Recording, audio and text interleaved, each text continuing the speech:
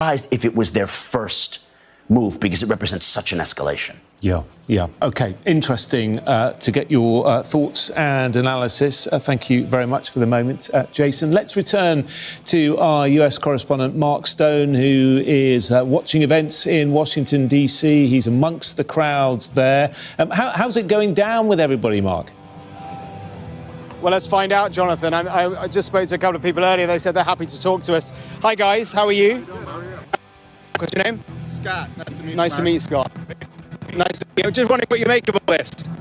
We're enjoying it. We were just up in Washington, D.C., just happening to visit, and we heard about it, and we stopped by. And so far, so good. We don't have the best seats in the place. It's kind of far off, but it's a pretty fun time. Yeah, it's quite unusual for America to have an event like this. Yeah, what was the last one with Desert Storm with the first Bush? And yeah, it's been years. But, you know, it's good for the people in the Army, you know, to kind of celebrate them and stuff. What about the controversy? You know, people saying this is Donald Trump wanting to celebrate his birthday. Yeah, I don't know whether it's just coincidence that it falls, you know, happens to fall right on his birthday. You know, I'll take it at face value and say it's the 250th anniversary. And his birthday at the same time just happens to fall on the same day, you know? You know, I mean, there are protests across the country. They've kind of morphed from being protests about immigration and the Trump immigration policies more into these sort of no kings protests.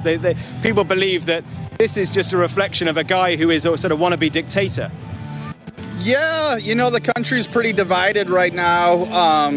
You have people on the left and right, and they're both really committed to their side. I don't think I've ever seen it at the point where they're, you know, at each other's throats so much. Sometimes it's like, you know, I try to get along with people as much as I can, but it comes up in, you know, everyday conversations. Families have, you know, got split apart because of it. It's unfortunate.